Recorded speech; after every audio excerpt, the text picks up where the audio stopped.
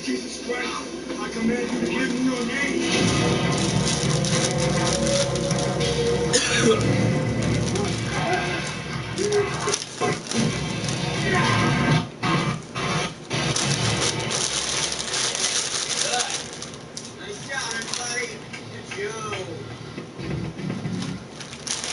That the Navy now reading to be an anti-racist to better understand the country.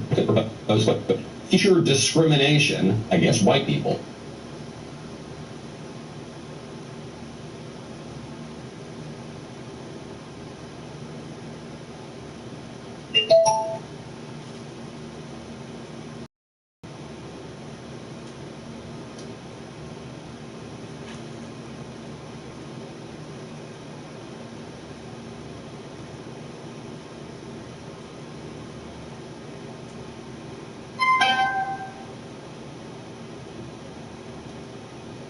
That is now on the professional reading list. So this is very tricky, the arguments they're making here, because on the one hand, they are defending critical race theory. They're actually going out, you've got the CNO, you've got the chairman of the Joint Chiefs openly defending this radical leftist ideology. And then, when you call them on it a little too hard, they switch from defending it to denying that it even exists. Joy Reid pointed this out perfectly. Joy Reid had Chris Rufo on. Chris Rufo is the Manhattan Institute scholar who has really popularized much of what's going on in critical race theory. Most people, I suspect, had never heard this term before Chris Rufo made a big deal about it. So Joy Reid invites him on her program and then denies that critical race theory has any effect on the world at all. Well, I'll say two things. First of all, it's very interesting to me that so many people are now running away from the race of the label of critical race theory. But he's not a critical race theorist. Hold on. I'm going to quote two critical race theorists. Barbara Applebaum with the book Being Good, Being White. She says, quote, all white people are racist. Robin DiAngelo, who's another critical whiteness studies scholar, says that, quote, all white identity is inherently racist. So what you're doing is you're playing a series of word games. You know that critical whiteness studies is a subfield of critical race theory? No, it's not. These things are all deeply interrelated. No, they're not. And I'm not going to let you play word games. And this is really, I think, the most essential thing. Hold on. No.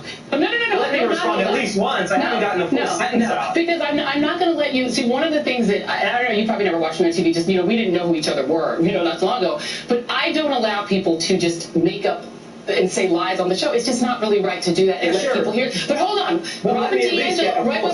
Robin DiAngelo is not a critical race theorist, and I want everyone to know that. Robin DiAngelo, I don't know who the other woman is, but she's not.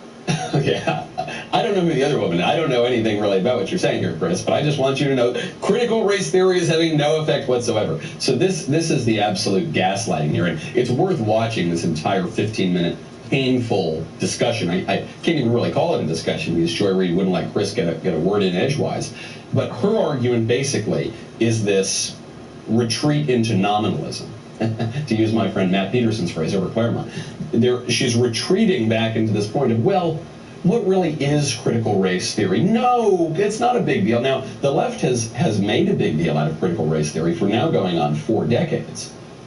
Increasingly so, but now that someone actually called them out on it, all of a sudden they're denying it exists. And they'll play these little semantic shifts where you'll place critical race theory in the broader tradition of critical theory, which is a major topic of my book, which is out now for order, Speechless, Controlling Words, Controlling Minds. Thank you very much to everyone who's ordered it. For those who are waiting and wondering, the bell is gone. The book is out, the bell is gone, but I appreciate those of you who have ordered it. You get the audio book, and you can also get the physical copy, and I would recommend you get both. If you place, as conservatives are trying to do, or conservatives are trying to communicate to people, CRT within this broader history that goes back to the Frankfurt School, it goes back further to Karl Marx, and it goes forward into intersectionality, into, as Chris mentioned there, critical whiteness studies, which is what you're getting out of, ethnic studies, all of these, the broader school of grievance, school of resentment. That's what I think we need. We don't need critical race studies. We need critical white studies. We need to study white people and wonder why they feel like they're the fucking gods of the earth or something.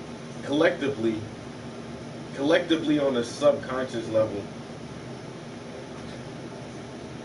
Like most white people do have this sense of entitlement. So yeah, we need critical white theories. The white man has studied all the other ethnic groups. We need to really study them and see why they act the way they do.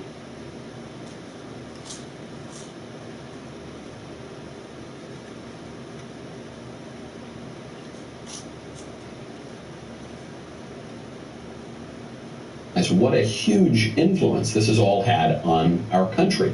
It's not merely that CRT was invented in 1981 or and flourished during the 1980s at Harvard Law School and a couple of other law schools. The very point of CRT is that you can't limit it to just one academic field. The thing has to branch out and pervade things. This is why Martin Jay, who is a sympathetic scholar of critical theory, and he's probably one of the most important ones that we've had, who actually gives the story of this. Martin Jay says, quoting other critical theorists, the genius of critical theory is that it's not just its own academic field, rather it is a gadfly on other academic systems, which is why there's no critical theory department at most universities. There are literature departments, the ethnicity studies departments, history departments, many other departments, and critical theory has pervaded all of them. And certainly in law school through CRT, and certainly now in the broader culture, in the corporations, in the media, and even in the military, through this woke race hustling nonsense.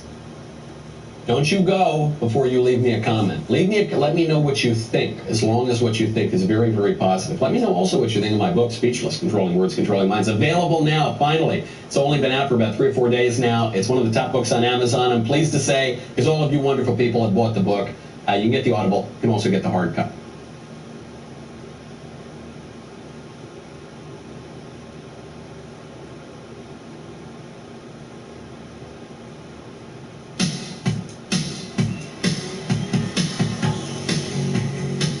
Hi, I'm John DeLay, and today I'm going to talk to you about the landscape industry. Yeah, I know it may sound boring, but that's precisely why this industry presents a You could probably sit through about 10 hours of sexuality studies, women's sex and gender studies, and then this woman could go up there and she'd say, okay, here's my counterpoint. What sexual orientation? I see a it lets me know he's a man. I love this woman. Not just race that is causing people some problems. It's not just this race hustling. There's also this radical sexual politics. There's a video just came out from a spa where a woman is going up to the manager and complaining because the spa has a transgender policy, and the spa allowed a dude to go into the women's changing room and just strip down in front of the women. And the women don't want to have to see this. I don't think women and little girls should be forced to see naked grown men with all of the various appendages. And the staff says, sorry, there's nothing we can do. He says he's a woman, he's a woman. You don't, so it's okay. I just want to be clear with you. It's okay for a man to go into the women's section, show his penis around the other women, young little girls underage. Your spa, we spa, condone that. Is that what you're saying? Like I asked. It's so he can stay there. He can stay there. What sexual orientation? I see a it lets me know he's a man. He's a man. He is a man. He is not no female. I love this woman. So what this woman is showing, by the way, you can hear it, the way she's speaking is a little colloquial. It's not academic. It's not fancy. I suspect this woman doesn't go to sort of soirees at the critical race theory organizations movement at Harvard College. She doesn't sound like that at all. She's speaking much more bluntly and directly. She also doesn't sound white, right? We're told that the only people who oppose these radical policies are white supremacists and whatever. This woman doesn't sound particularly white to me. And she's going out there and she's saying, hey, get that dude out of the women's changing room. And the guy behind the counter, well, no, you understand because of the sexual orientation. She says, what about sexual orientation? I don't see sexual orientation. I see a phallus. Okay, that lets me know he's a man. I love the way, you could probably sit through about 10 hours of sexuality studies, women's sex and gender studies at Harvard or Yale or somewhere else, and have them try to explain to you the meaning of the deconstruction of the gender and the this and the that. And then this woman could go up there and she'd say, okay, here's my counterpoint. I see a phallus. That's what lets me know that he's a man. Say, you know, gosh, we could have saved ourselves all that time, all that jargon to just know, yes, that is what lets you know that he's a man. And it's obviously wrong to force women and little girls to change, to strip naked in front of dudes, and to have to see naked dudes in their changing room. That's obviously wrong. And no amount of philosophizing by these kooks and cranks on the campuses is going to change that. Hey, don't you go before you leave me a comment. Let me know what you think, as long as what you think is very, very positive. Let me know also what you think of my book, Speechless, Controlling Words, Controlling Minds. Available now, finally. It's only been out for about 3 or 4 days now. It's one of the top books on Amazon. I'm pleased to say, because all of you wonderful people have bought the book. You can get the Audible. You can also get the hardcover. And you can help us stick it to the various leftist bestseller lists and all the squishy conservatives who I go after in this book. So go check that out. Leave me a comment what you think. Like and subscribe. I'll see you next time.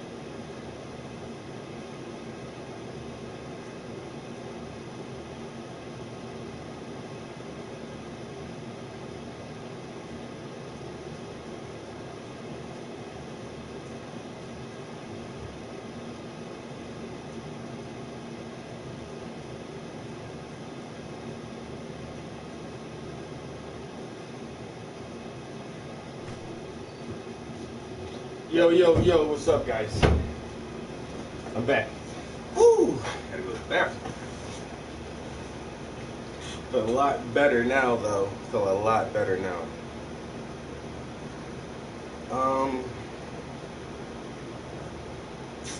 Yeah, let's see.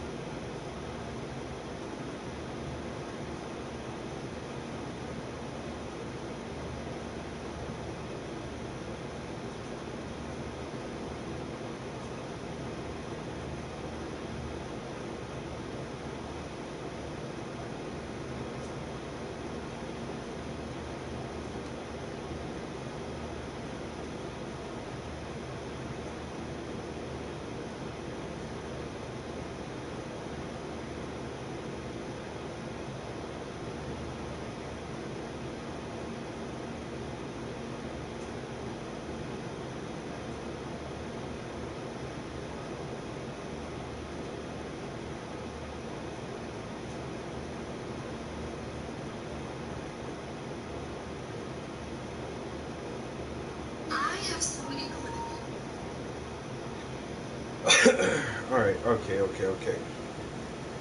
Checking some messages, checking some tags on Facebook. Yo, that mural I did,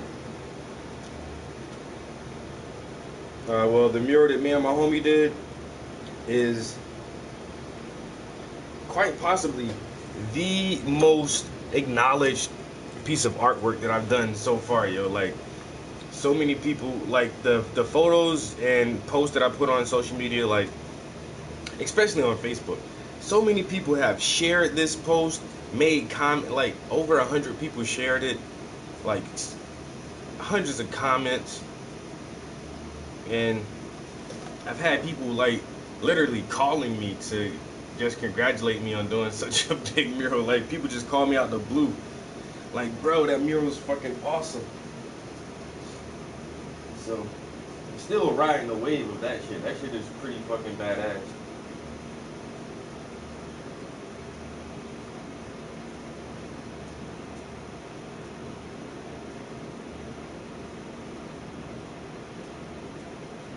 And I just went and dropped off another set of art at a different location for this Friday coming.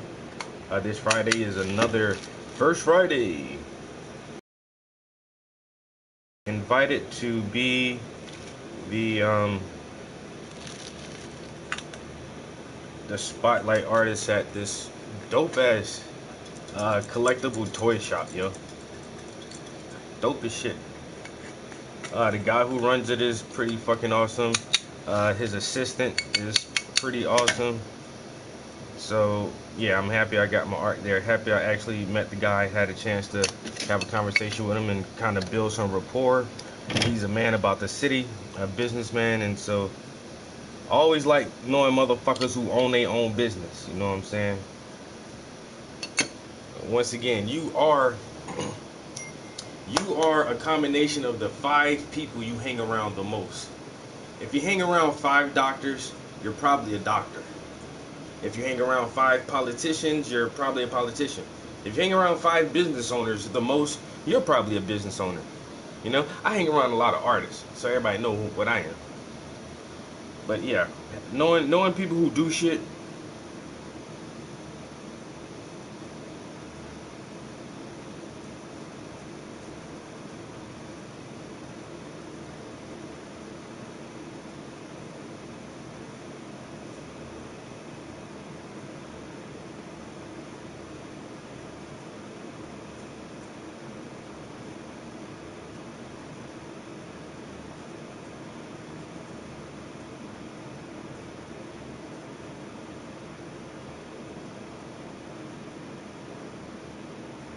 My homeboy is asking me where he can get something printed from. He owns a business. My other friend, he owns a business too, and he wants a sign for his storefront window. And so he's asking me who I normally get to print up my stuff.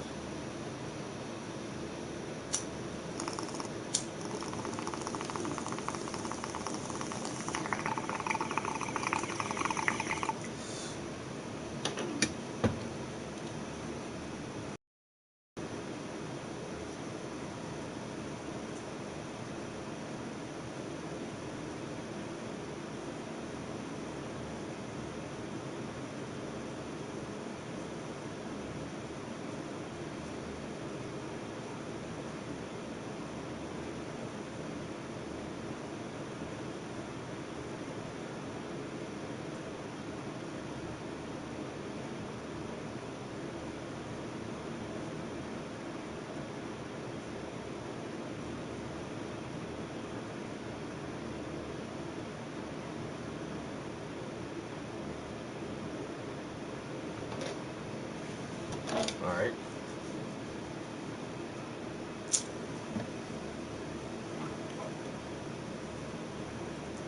He's probably gonna call next because this is like our 6th text message back and forth. And he don't really like texting like that. Yeah, so he might call me.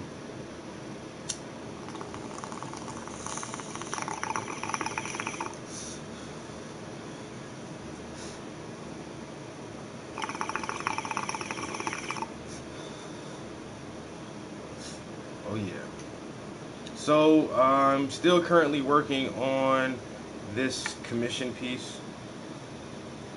It's a little bit more than, well, halfway done.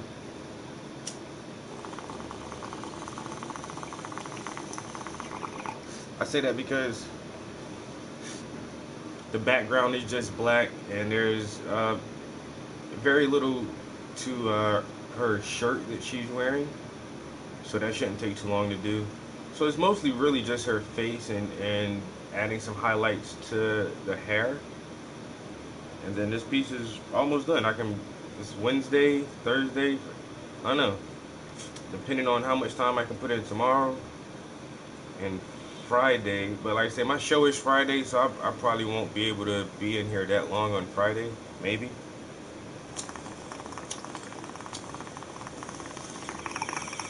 And then I'm going out of town this weekend, so I'm not going to paint at all this weekend.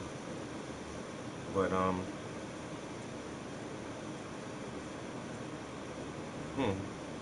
yeah, if I don't finish it by Friday, I can definitely finish it by the middle of the week, next week, like Tuesday or Wednesday, to be done.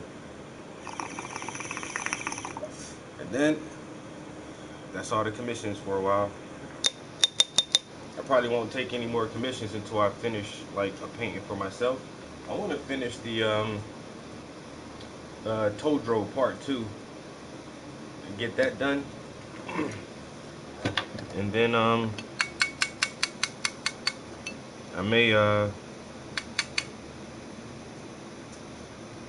may have some more models lined up, hopefully. And I picked up an art student too. One of my homies wants me to start mentoring his son, yo. Said his son got the little gift for drawing, so I'm gonna put that shit to the test.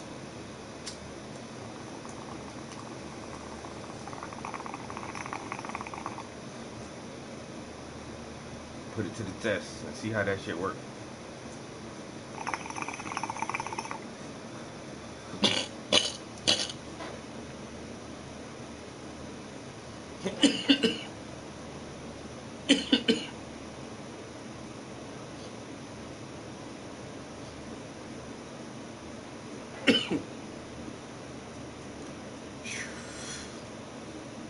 That one hit me. That one hit me kind of hard. Fuck.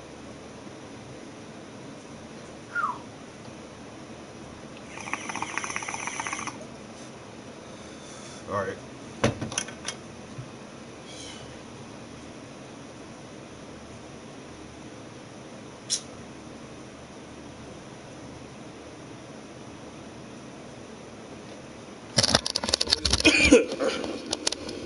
I'm trying to be like Cause. My one homie, he does a comic book. He just got some 3D characters made of his art. No, he's in New York. He makes Ona. It's like I don't know, it's like a little Instagram comic he does. It's dope though. Marcus F.M. Prime. You know Marcus? Yeah, Marcus F.M. Prime. This is too good, yo. Yo, he got his toast. Yeah. I didn't even know Marcus was from New York. I thought he was from like Texas, like Maryland. Or maybe it's a style. And so I like it. Very like pink. Yeah, it is. But adult, you know. Totally adult. Absolutely. I got his coloring book too. His adult coloring book. Yeah. That's funny because when he made it.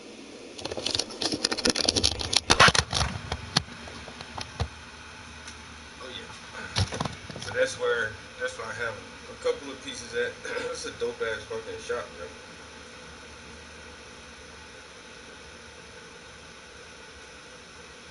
You got these crazy ass fucking like robot cosplay helmets.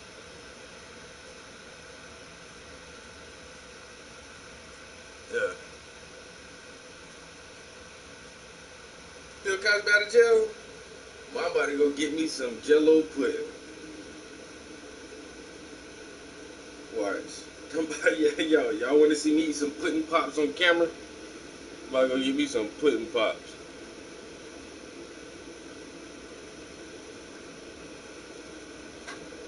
Say they done let the old bills out.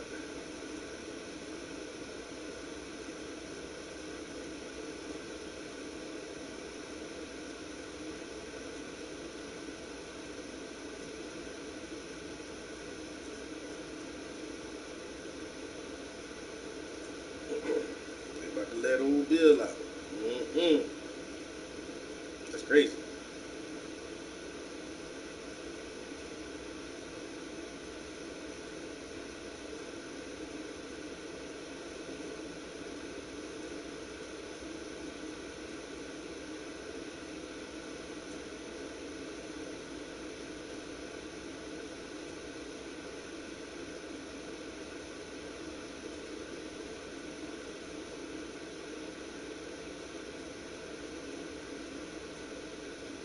Yo, these helmets are fucking stupid, bro.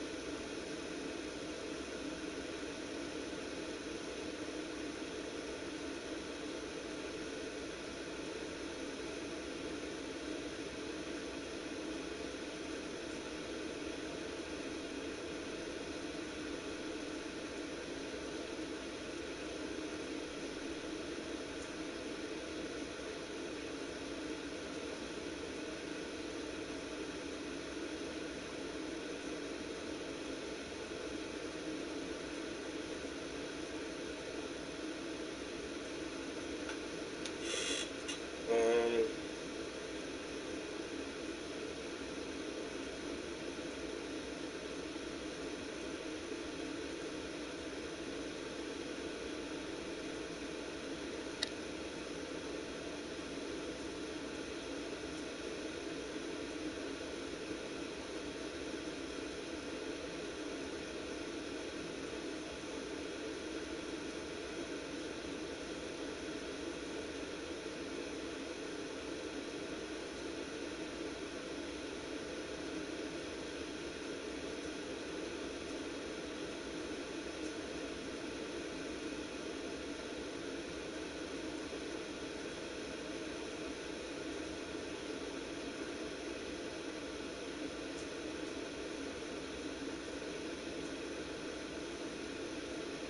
just putting some shit up on Instagram real quick.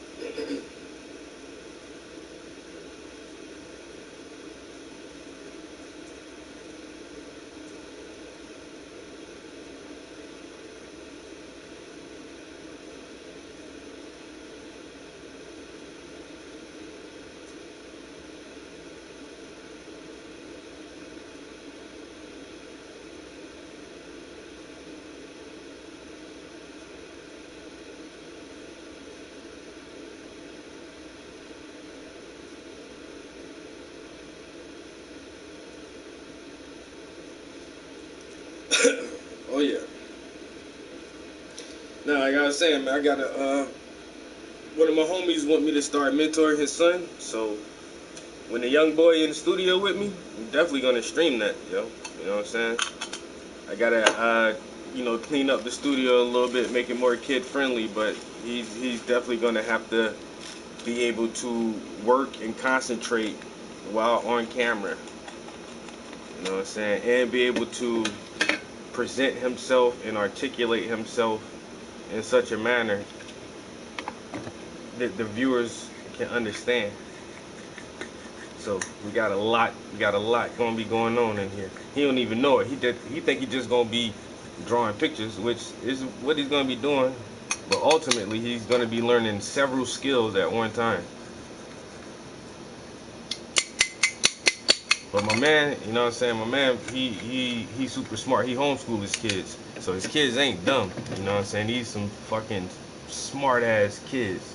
So I'm hoping that, you know, beyond art, I can help teach him something. But you know, his pops is such an intelligent man to start with. I would just assume all his kids are pretty fucking bright, yo. Alright, I gotta get painting here soon, man. I gotta stop hitting doobies.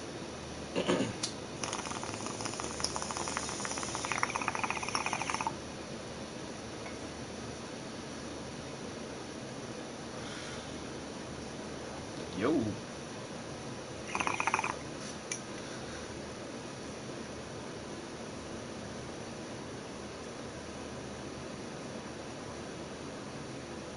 Yep. So I dropped off 10 paintings this afternoon.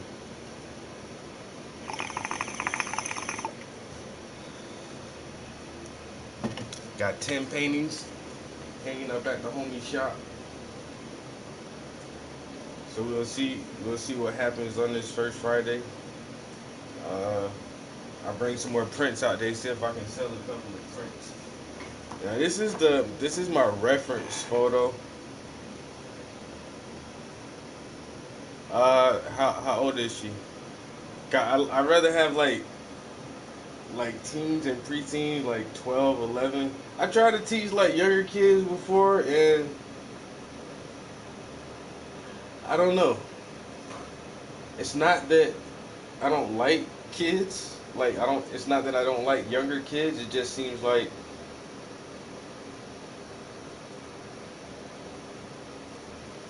I can't simplify myself and my techniques and what I do enough for younger kids to understand it. You know what I'm saying? But if she's a little bit older and she already got talent, and that's how my man say his son is, you know what I'm saying? His son already drawn. And now he's starting to ask for stuff. Like, ooh, I want this sketch pad, and I want this set of color pencils, and I want this set of pastels. So he's digging it so much that he's trying to build up his own catalog of materials to work with. And so that's why his pops is like, all right, if I'm gonna start buying you all this shit, bro, you gotta really be about it. So I think his son is probably like 11 or 12. But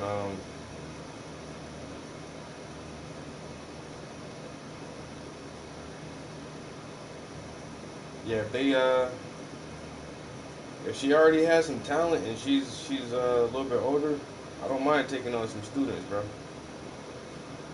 I don't mind taking on students. Oh, 14? Yeah, she good then. I mean, she can understand everything I got to explain to her.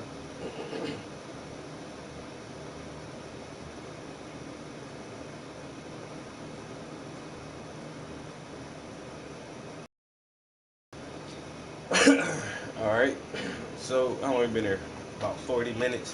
I done had something to eat, you know what I'm saying? Came home, had me a little sandwich, and something to drink. I done took my my herbal essence for the moment.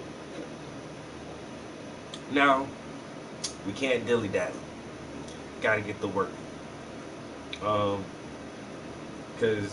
the sooner I start painting and get this session over with, the sooner I can go play that PS5. Oh yeah, I'm bouncing this weekend, bro. Going down to where we going?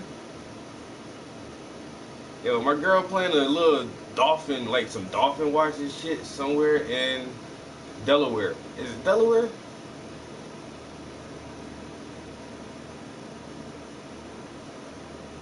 I think we're going to Delaware for the weekend. I don't know, some way she wanna go watch some Dolphins, man.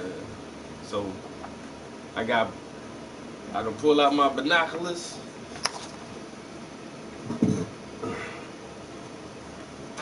Hopefully I see some dolphins and whales from the boat. They say ain't no food on the boat. So bring your own food and bring your own drinks. And go out on the boat and get fucked up. Watch some dolphins.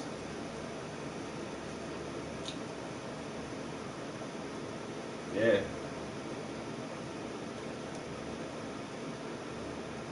Yep.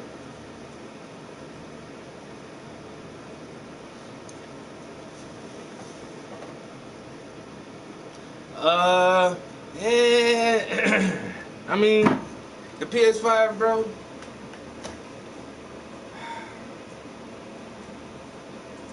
It's always like this with every generation of consoles. You don't really see what's good with that shit till like years into it. You know what I'm saying? You don't really get the good shit. So right now, I'm still just playing all the old games. I'm playing all the old games I had on the PS4. They gave us God of War for free. I never played God of War on the PS4, so I'm playing it on the PS5, and it looks good and runs smooth. And it's a fun game, but it wasn't built like I don't own a game that's built for. I mean, it was programmed and designed for the PS5. So once I get like a brand new game and see how that shit really fucking work, yo, then I think all the other shit like the user interface and all that shit, whatever they talking about, no internet browser, but that shit don't matter because you still got the apps. I can still watch YouTube on there and fucking Netflix and all that shit. So not having an internet browser, that shit don't fucking bother me at all. The controller, like I said, I've already played it before, but like the controller is nice. It feels better than the PS4 controller, because you get the PS4 controller and you hold the Xbox One controller, and the Xbox One controller just feels nicer. It feels, I don't know, like it's more durable and more solid. And these controllers just feel like cheap plastic. But the new controller, that shit like is well built. It's a little bit wider. The grips are nice. The console itself is big as shit. I can't stand that bitch up in front of the TV, so I had to lay it down. But there are some games that came free with it. They kind of gave you access to some of the old PS Plus games. And but like I already have PS Plus, so there's fucking, I don't run out of games. All the free games, they give you 2 games a month. Like there's tons of shit to fucking play, but like I say, man, I don't know. Just playing Watch Dogs right now. I need something with a story plot, you know what I'm saying? And I'm really just waiting for the new shit. Call it Battlefield and Elder Scrolls 6, yo. Like, honestly, that's the only thing I'm waiting on right now. I'm gonna download fucking Cyberpunk. So I'm gonna download that on the PS5 and see how that shit play on there, if it runs any better. But one thing I don't like is like how many games you can have on a home screen. Like on the PS4, y'all got like 6 games on my home screen, but on the PS5, that shit is only holding like 3 or 4 games up there. So you gotta take a game down, delete that shit, and load up a different game. Like, I don't know. I would assume you can have more space on that shit, hold more fucking games up on your ready menu. What? Oh well. All right, yeah. So Like I said, this is my reference photo. Yeah. So I'm really just trying to like do what I can with it.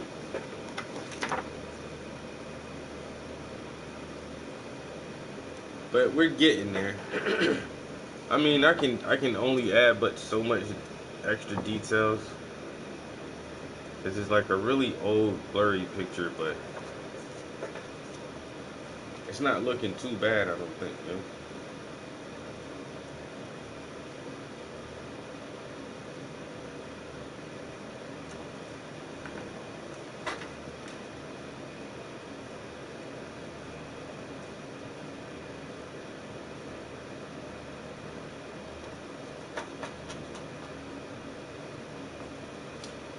Yeah.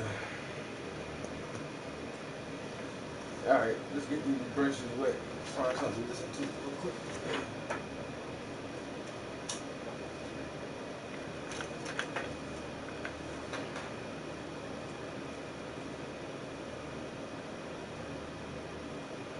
This is another true story about Representative Sheila. Is it Sheila Jackson Lee? Yes. Sheila Jackson Lee. I want to make sure I get it right. Yeah. 3 names. She went the other way on that one instead of 1 name. Yeah. She stole a first-class seat. She stole a first-class seat on a flight from a human rights activist. Modern day. And then accused her of being racist. It really is. Modern day Rosa Parks. I agree. She's like, this is my seat. I think we have the bill right up on the website, right? HR 127. Yeah. All the pages are numbered there. Are you laughing at HR? Who steals first class? Hold on, it was in California, squatters' rights. She was there first. You have to go through a process. Then she just delivered like a one-liner. Yeah, and then they just take a picture of her. She's up against the window, like they can't see me if I'm against the window. Yeah. Like the episode of Twilight Zone, the thing on the wing. Yeah. You see it? I think we should have Dave do this and have a hidden camera and just see how it goes. I will 100% do this. I will have no problem. It's time for your white ass to be a stowaway. That's right. Snakes on a plane. Ben on black. Taking your seat when you've gone. This is Black Snake. I'm going home. Get out the seat, bitch. Everything about that story is funny. What's not funny is the control that this lady has over your... Like, don't you need me sorry. Dave's apologizing if he's laughing. It is so funny. It's hilarious. If we didn't laugh at this, we would use our remaining firearms and place them promptly in our mouths. And they're very heavy. They're 10 boxes worth. She's a 50 cow. She's a light packer, though. 50 cow. Can I get some soda to wash down this delicious first class nut? I'm taking the champagne. Yeah. Got to get first class because I got to get my carry-on first for my AR-15 50 cow. You know, Can't fit that in the Samsonite, bitch. how am I going to check a bag with insulin needles? I got the sugar. Listen, if I can pack a bag with insulin needles, you best be ready to pack a bag carrying my foot. I know doctor said he going to take my feet, and that ain't going to happen. And you know what? Once we take the foot, I'm below my BMI weight, and so the irony is not lost on my ass. Get out the seat.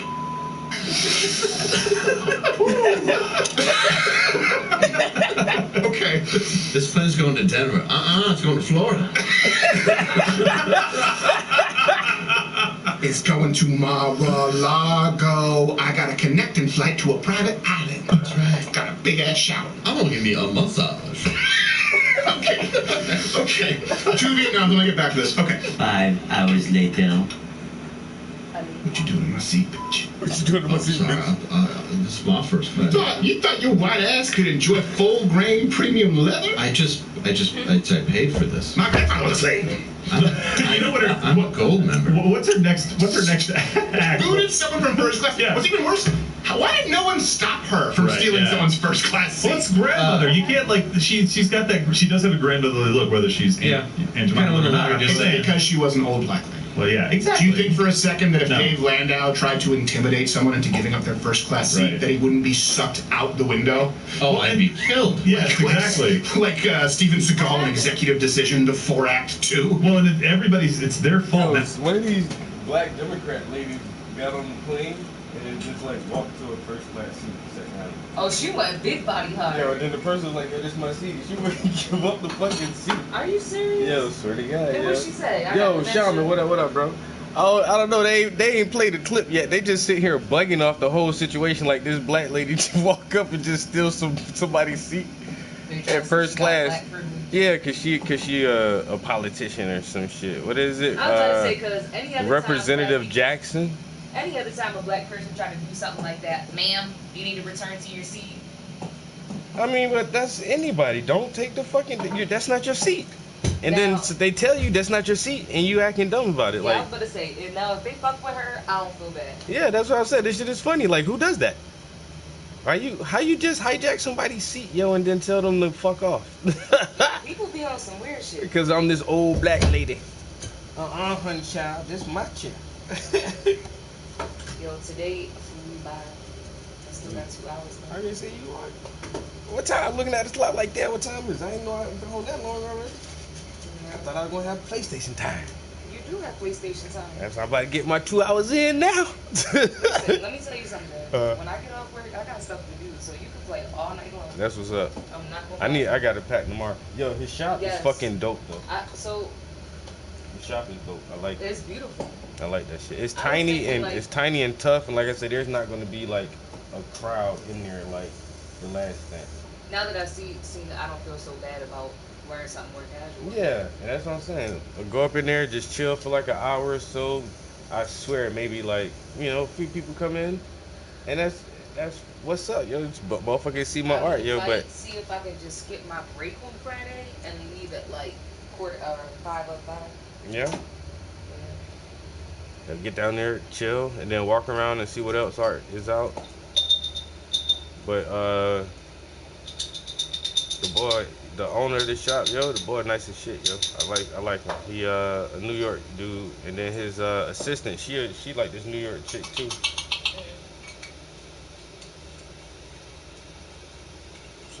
Yeah, it's not what I was expecting. No, they really got this whole. They got a different vibe, yo. Like, yeah. I kind of like it, yo. So I'm guessing you didn't pick up food while you was out? No. Yo, that truck is so hot, yo. It's just like, And then I got there a little bit before he did, so I waited in the truck for like 20 minutes, yo. By the time I went in to start unloading the truck with the art, yo, my pits were I'm pouring down sweat, yo.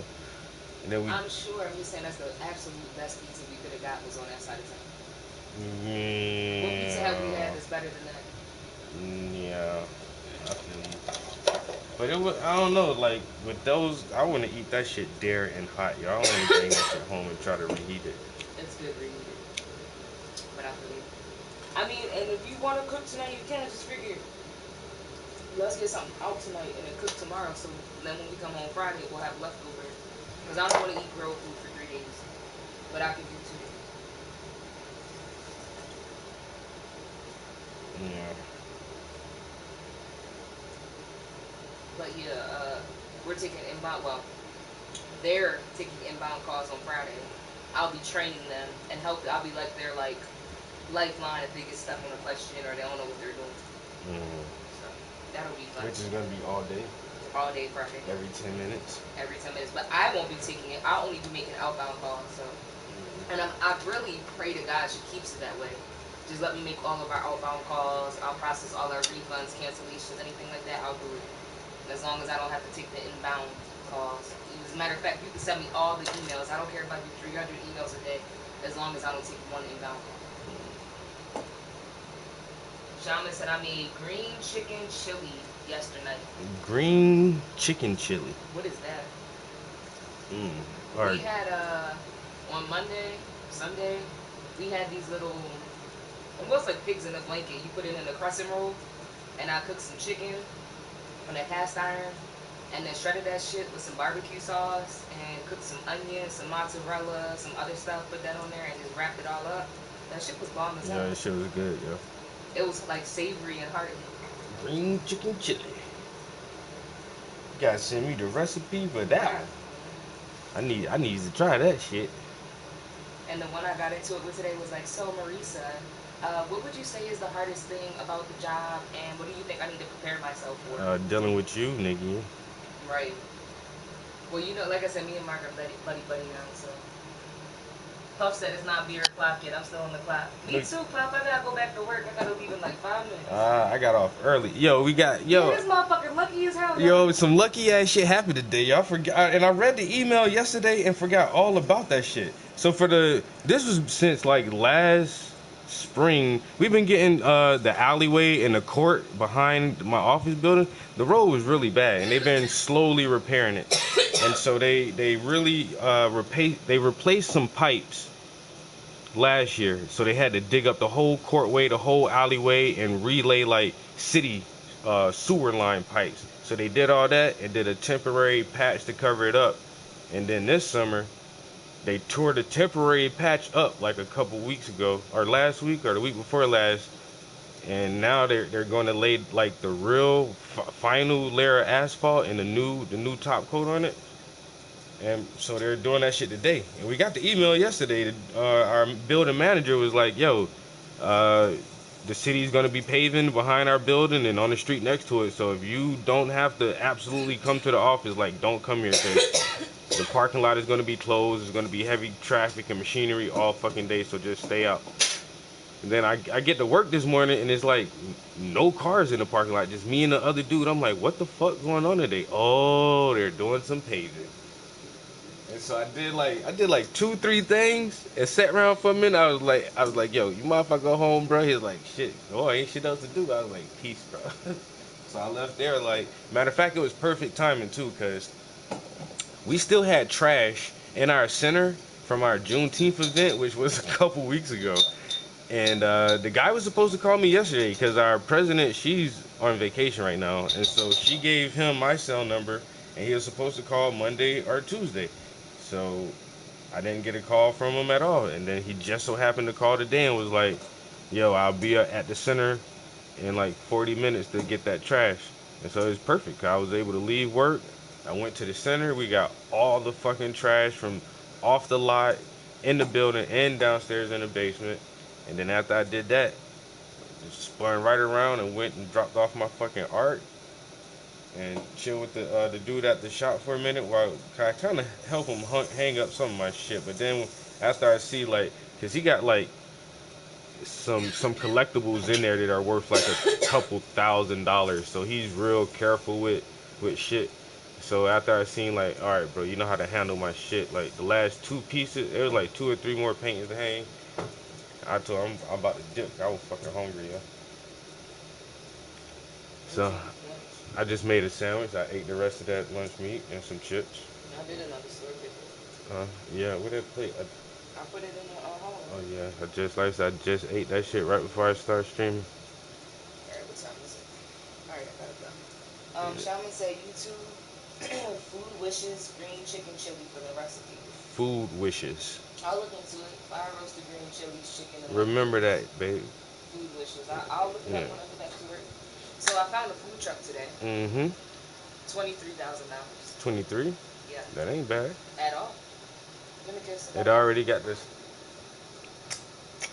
gas and everything, or what kind of burners it got in there? I found a couple different ones. I found a real nice one for $49, but I was like, God. I don't know. I'll talk to you later about my research. Alright, see y'all. Have a good one. Bye. What? With a food? I'm gonna order that pizza when I get back to work, so make sure you answer my text. Alright. If we get a food truck, I'd rather, I don't know, even if I have to take out a little loan, I'd rather get something newer.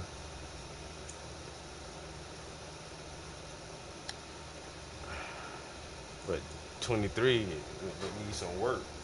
I don't know.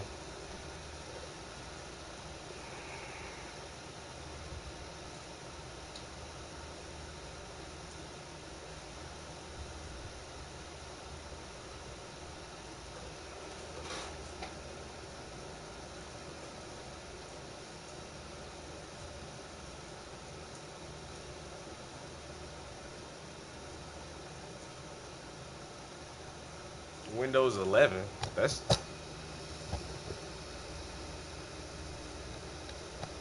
the new OS, yeah? Hold up. What are we on now? Windows 10, right? Wait a minute. When Windows 11 came out? What are you talking about, bro?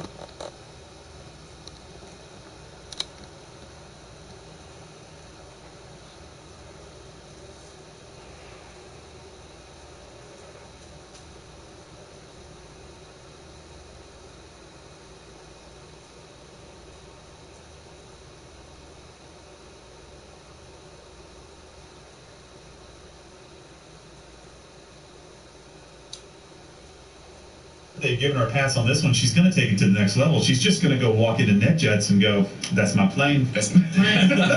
Let's go. Go. Warren Buffett, I don't want to hear your shit. I got stuff to do. White man. Trying to keep me down. Old dog looking motherfucker. Build yourself an off-ramp to Nebraska Furniture Mart, not even in Nebraska. Put that in Texas. You confusing as hell. Get the fuck off my plane. That's my plane now. I'm going to get the bridge. Warren Buffett. Dumbass glasses. Dumbass glasses. Dumbass invest in NetJets. Mother. By the way, I got. Would you have a place for me to fit my 50 cows? Grandma's got a history.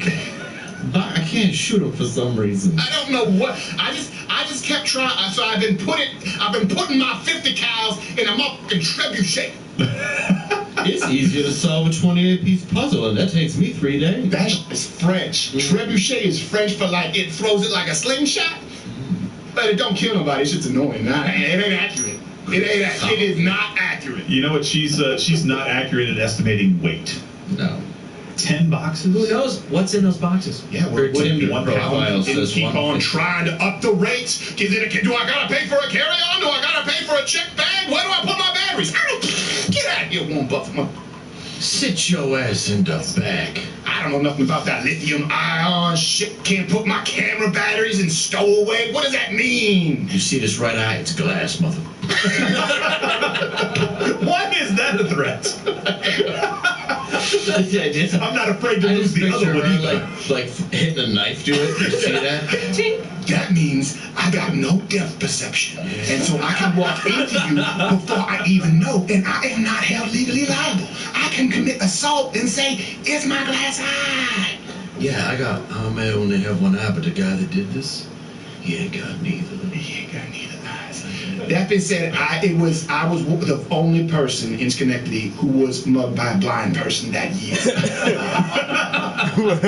And my hats off to him. That shit's difficult to pull off. He was like having like when someone puts a gun like under their jacket. You're like, oh, they got a gun. Only he had glasses. I didn't know he was blinded. Yeah, legally blind. I mean, he was hitting me with one of them poles, and his dog bit me. Yeah. Actually, you know what? I think it was more so I got in his way. I was trying to take his handicap seat in the bus. You know, to be honest, I took his wallet. And his eye. It didn't even work. I just take it like a token. Oh, so this eye is not glass? I just stabbed myself? It hurts. I gotta go draft a bill in the morning. Yeah. My dad goes, you should try laser guy. Like, I don't want no laser James Bond stuff going in my eye. Water my mutant shark. I ain't gonna do that. Is this my seat? It is now. My seat. It'd be a shame if your seat, instead of you being in it, had my ass in that seat. And it'd be a shame if that didn't happen and I turned your eyes to glass. Here's an idea. You can go sit your ass in the back, or I can cry racism. I love who she picked, though. A human rights activist. I mean, that was just the bad luck of the draw. And if you try to do something about it, I will legislate away your right to protect yourself and have my folks shoot you. And here's an idea. Why don't you make a right and go down to 32B? I hear it's got a nice view overlooking the star. You go smell the bathroom the whole flat. It has a button. It has a button that says you can recline, but you can't recline. For some reason, she's slowly becoming DiCaprio and Jenga. This lady is a career politician who provides no value to the American public and wants to legislate away your rights. Yeah. And people will be more offended that white guys did black voice. That's what happens. Oh, of course, right They now. say black voice now. Yeah. It's like, no, hold on a second. Blackface was minstrel shows where people were specifically trying to degrade people and make black people feel lesser than through this practice of black. It wasn't doing an impression of someone's voice. Yeah, by the way, we were doing an impression of what she did. Watch Good Morning Mug Club live every Monday through Thursday at 10:15 Eastern. Can you call people on that shit? Black voice? I don't know. It was funny to me. I didn't think about that. Black voice. Oh my god, he's trying to talk like a black person.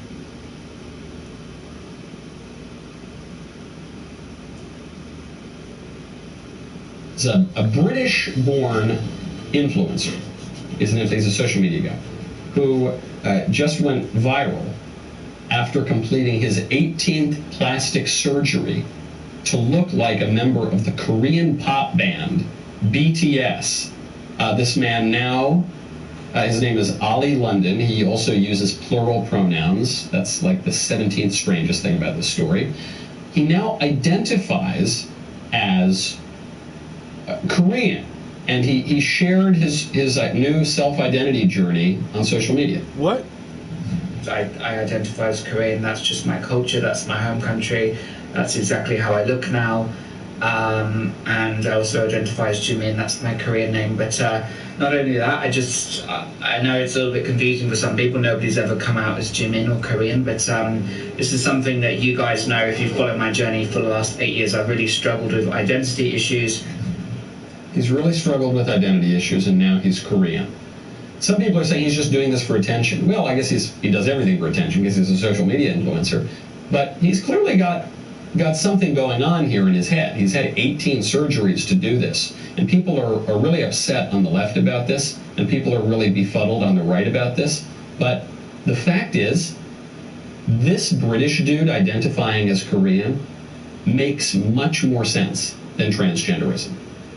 It is much more believable that a white guy can become a Korean guy than that any kind of guy can become any kind of woman. Because race is much less important to identity than sex. The fundamental distinction among people is sex. The sexes are complementary. They together form the fundamental political unit, the family. They got different body parts, do different things, and together they make babies.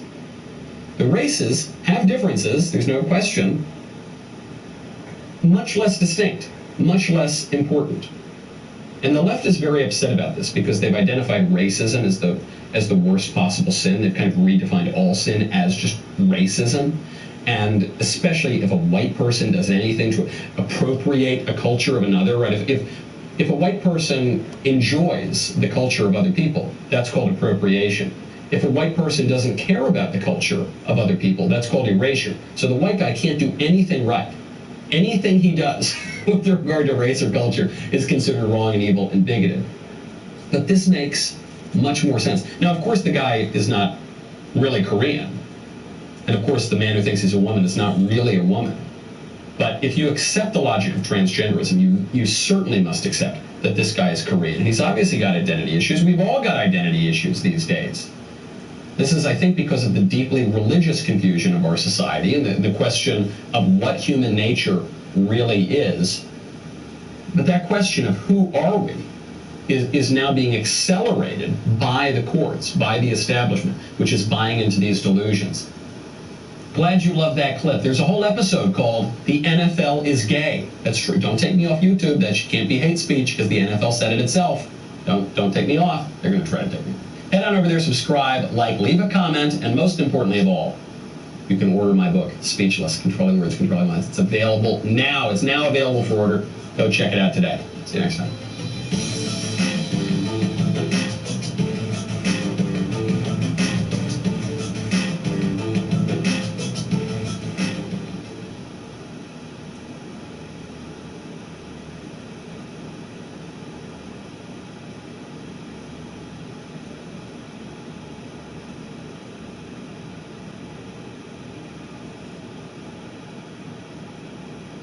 So what do you guys think? Is NFL gay?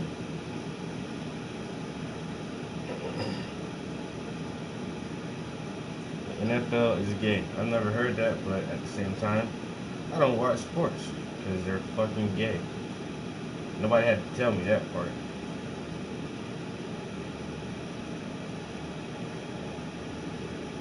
I've been figured that shit out by myself. That's why I don't play sports. And I don't watch sports. Some gay ass shit, son.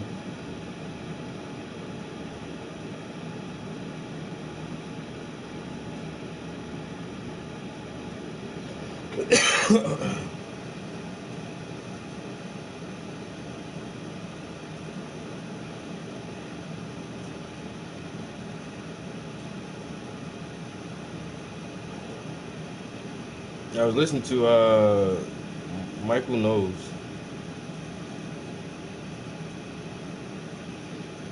The Michael Knows Show. So now I'm going to go to that one episode. He said the NFL is gay.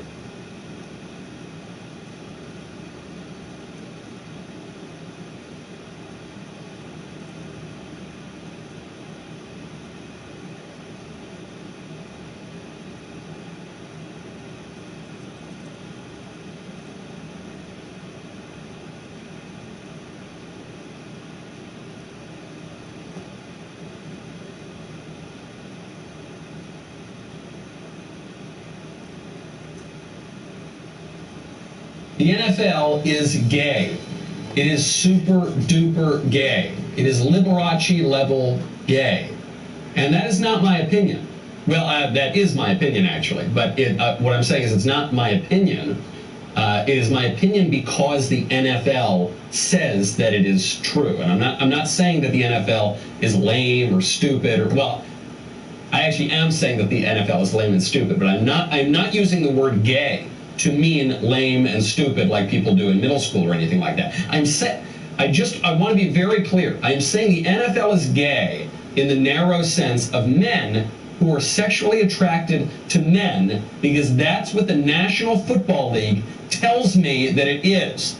I've said it for years. That football is gay, and I know that seems ambiguous because I could be referring to soccer, but I could be referring to the NFL, and people thought I was being insulting. They thought that I was I'm not. I'm trying to be very specific, and the NFL has just proven me right yet again. NFL coming out with a very important commercial describing itself, identifying itself as gay. Football is gay, they're right. Football is lesbian. Football is beautiful.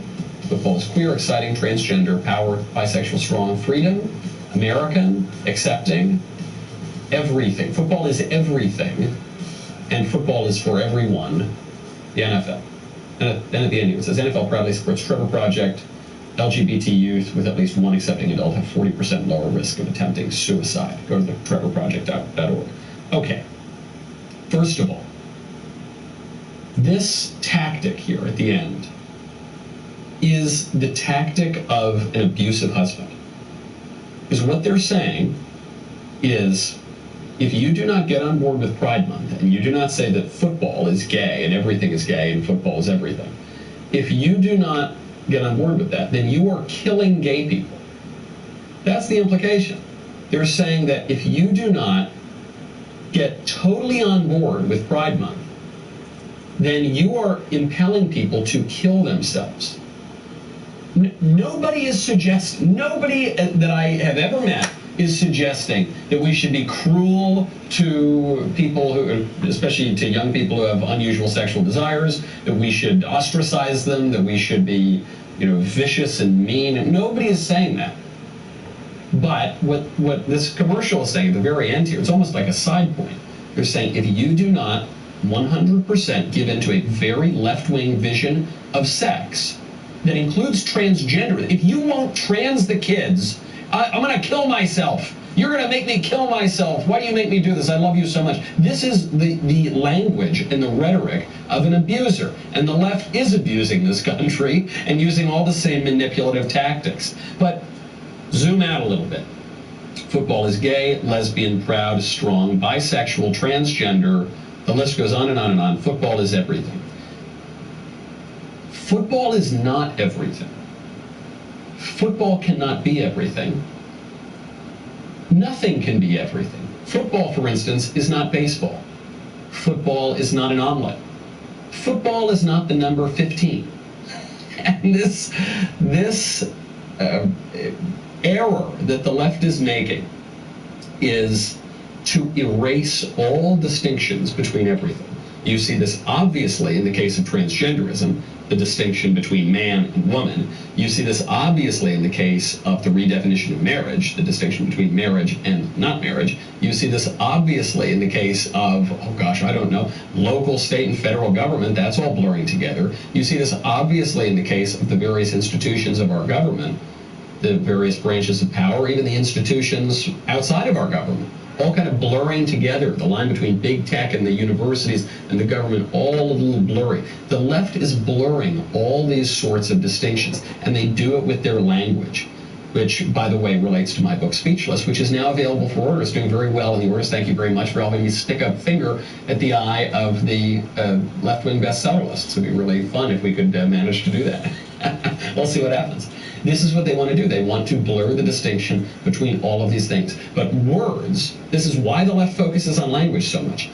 Words discriminate. That is what they do. The very purpose of words is to distinguish one thing from another.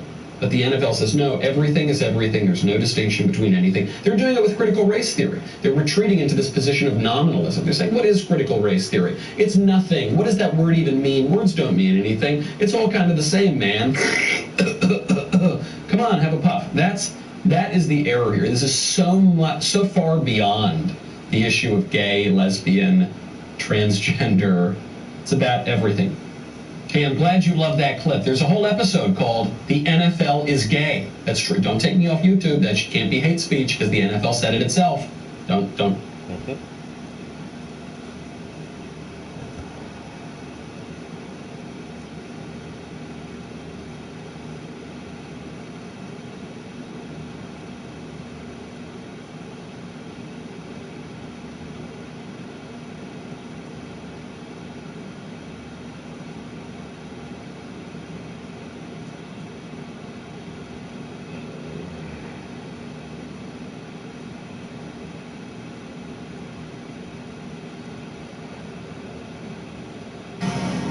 I wonder how the firm's doing without its fearless leader. Is she really that aligned? Stay restless. Rev up your engines!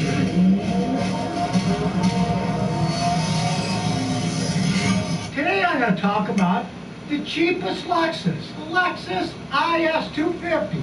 Is it a good car or not? Now this is a 2015 IS250, and yes, it has that huge scowling grille. I personally find them absurd looking. Aside from the looks, which frankly you don't see most of the time you're driving a car, you're looking out the front. You can't even see the front of the car.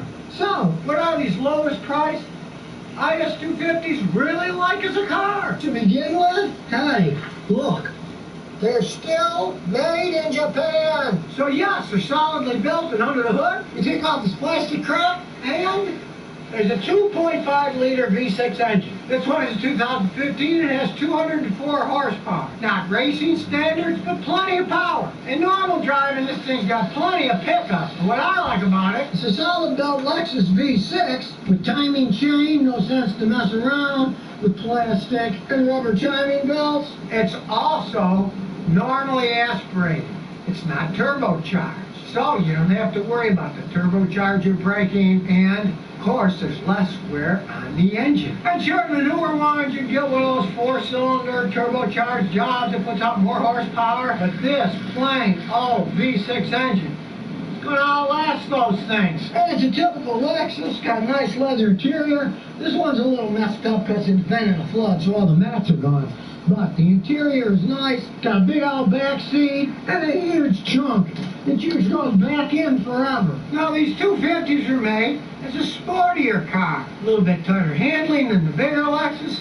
Sure, it does doesn't ride as smooth as my wife's old ES 300, which has a much cushier ride, but that's not what it was made for. Even when you look at the styling, you can see the styling's even more aggressive. It does have a decent ride. It's not a horrible ride. It's just tighter, so it handles quicker. And it's got all bells and whistles. You can go eco, normal, sport, even has the snow button.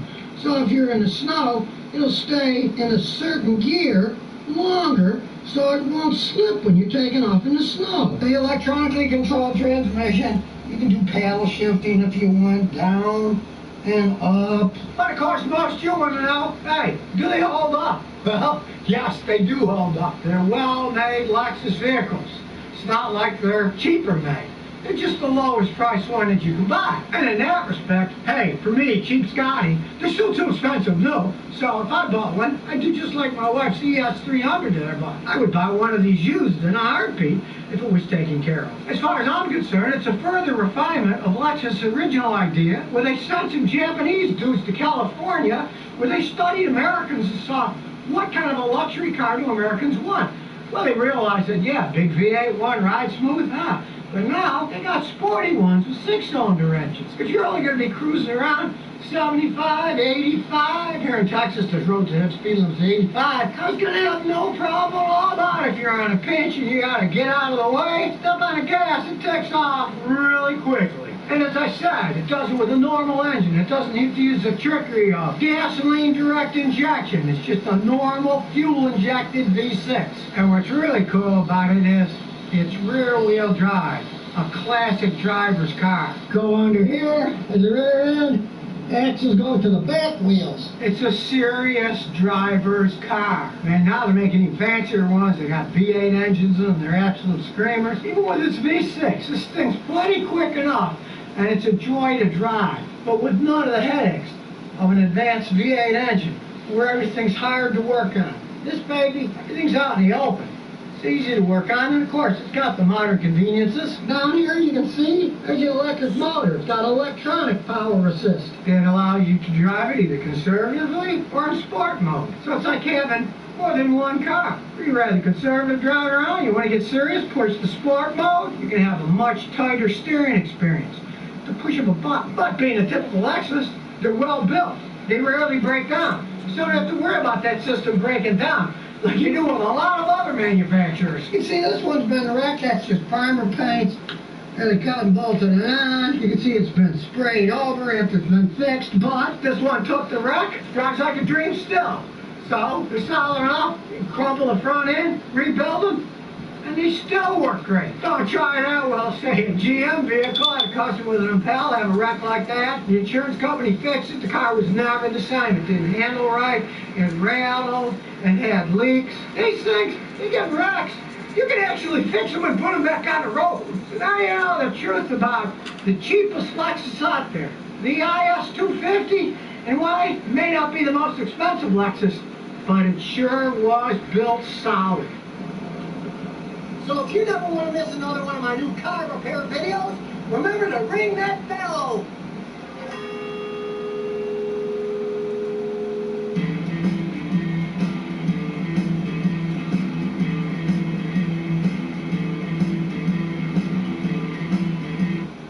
Did you really have to?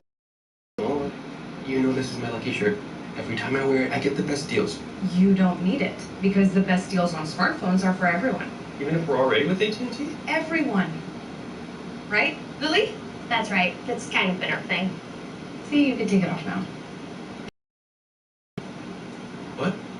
It's had a good run. We'll keep it safe. It's not complicated. Only AT&T gives everyone our best deals on every smartphone, like the Samsung Galaxy S21 5G for free. Feels weird. Picking it up. The legacy of that shield is complicated, to say the least. Our shield should be destroyed. This world is ours. We're never gonna stop. It's the closest thing I've got left to a family.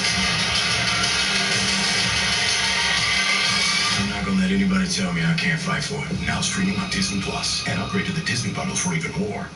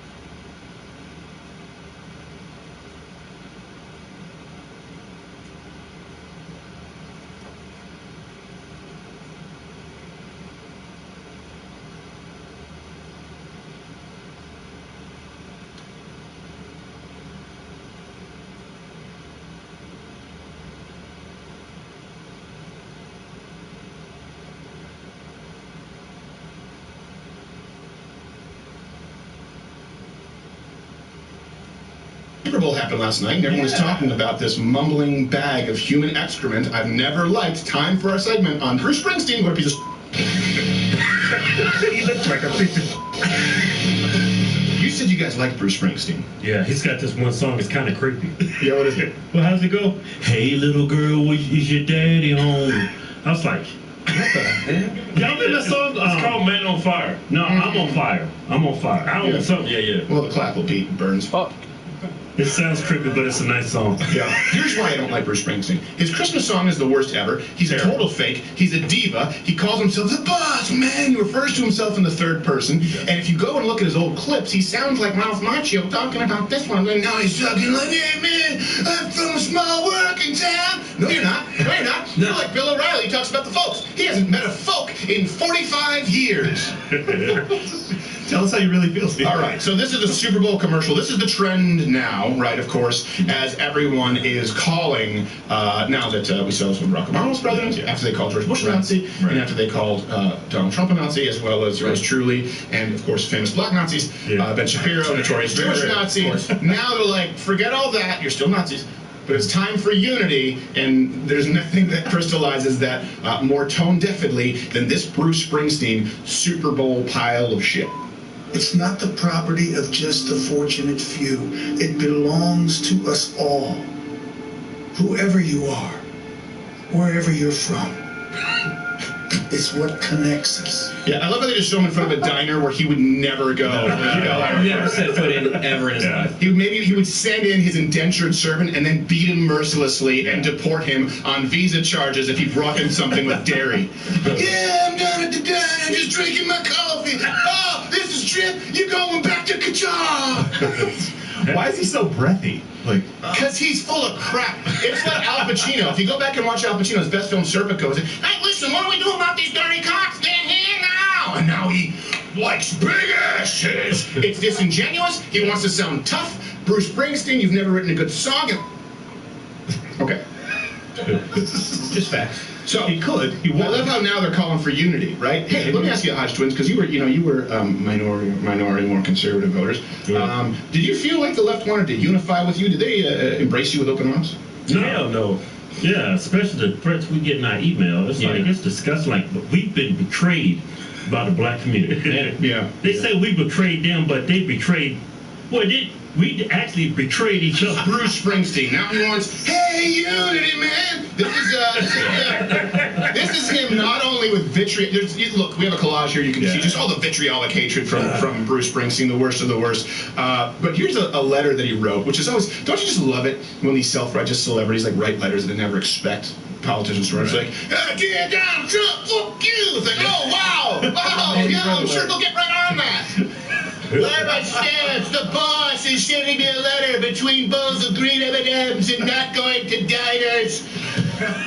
He's that guy, by the way. He needs like a pool. He needs like a bath of seawater and green M&Ms. He's the biggest diva ever known. What? Go read the Alice Cooper biography too. It's hilarious. Him and John Lennon used to pour beer in his boot, and he was like, "Hey, you pour beer in my boot, man." Like, I don't know. I ain't gonna do nothing because I'm bit. What? You're not a stylist. You're not a Lou Reed. Like, I'm not a vocalist. I'm more of a vocal stylist. No, you're a stylist. Okay, that's what you are. Some people they paint with water. Some people oil paintings, pastel. All right. So this is him apologizing for letting Trump win. This is actually Bruce Springsteen, a letter. Okay.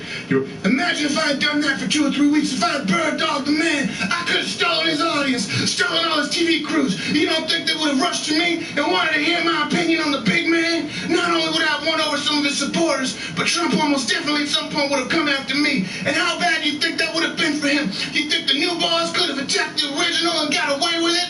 Because he invented being an employer. Of course. He doesn't like being upstage. You know, he would have had to come after him. Can you imagine if he attacked Bruce Springsteen? Now, just to be clear, this is Bruce Springsteen referring to Bruce Springsteen and the boss in the third person. In case you doubted, Spartacus. In case you doubted his piece of shitness.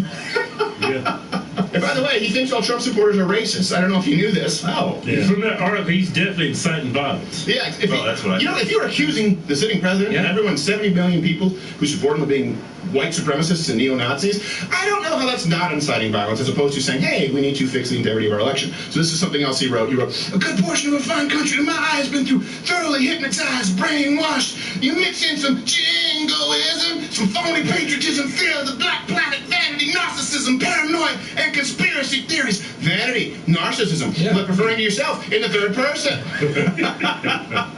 They don't flock to me. They don't flock to me. They flock to the boss. They flock to me because I was born in the USA. I didn't even buy that. You were the one born in Kenya. He said he threatened to leave the United States if Trump won, and he'd go to Australia. He didn't do that, did he? No, he didn't. Well, he didn't do that. Well, I think he said that if he was reelected. Oh, that's always what happens. Right. It's like when he's first elected, it's like, I'm gonna move away. I'm like, you know what? I understand. I can't leave y'all. How are y'all gonna handle the Donald Trump presidency without the boss, man? So I'm on and stick it through until he loses the next election. then we're gonna push for the midterm primary. He's the biggest corporate sellout that exists. Anyway, do you have anything else that you guys want to add to Bruce Springsteen? He's a pedophile. Is that it? That's a creepy song, but I love it. Hey, little girl, is your daddy home? When you sing it, it sounds worse. I can't get a fight with that. Nazi. Unified. By the way, I don't know if you know what happened after the actual Nazis in Germany. History lesson, by the way. World War II was the Nazis, Hitler, all that. Fascist, sad guys. They didn't unify with them. They kicked them out. And that's why when people say, hey, I don't think they want Republicans at all, I think they want to round us up and boot us from social media, boot us from the workforce, it's because you referred to all of us, including the black gentleman in here and the quarter black gentleman in here and the Asian in here, as Nazis. So when you refer to us as Nazis and you say that we need to be re-educated and deprogrammed after the election, we assume that you probably want to treat us the way one would reasonably treat actual Nazis. And then your calls for unity fall on deaf ears. And that's why Bruce Springsteen is a huge. Watch Good Morning Mudplug live every Monday through Thursday at 10:15 Eastern.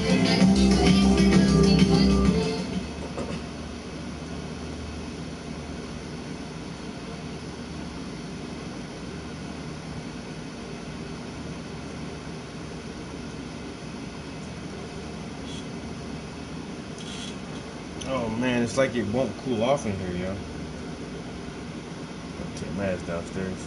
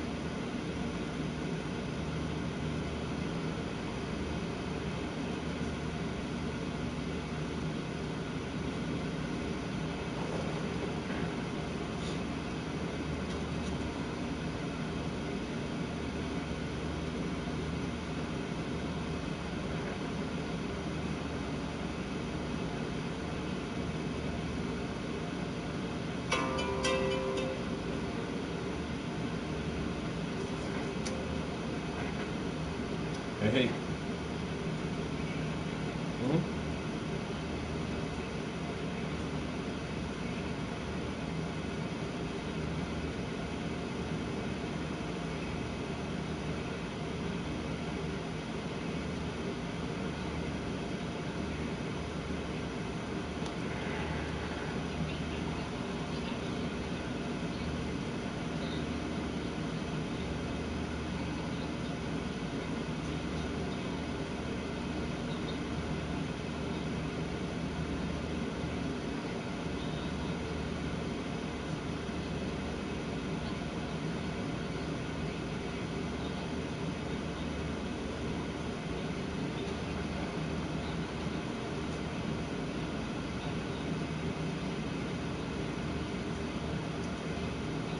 Fucking awesome. Damn.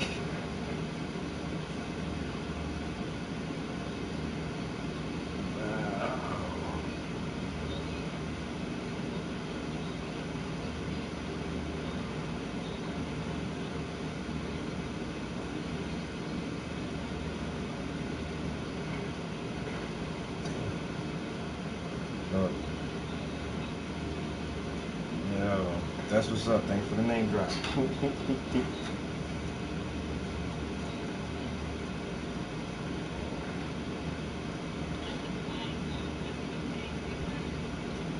what's up. Where? How far is it from Scranton? Oh dang, that ain't even bad, yo.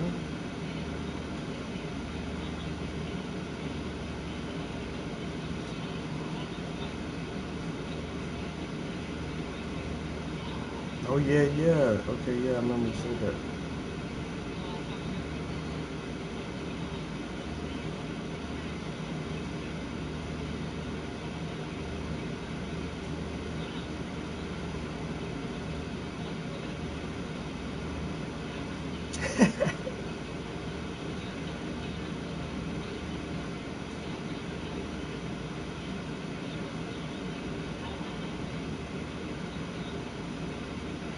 Damn right, that's what's up, yo. Damn, linking and making connects, yo. Yeah.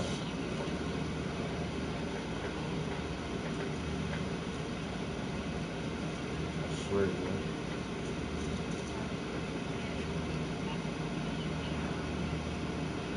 And like kept the historical integrity, and I was like, I'm so inspired by your work ethic, by what you do, how nice you are, and like everything. Like she's just so cool.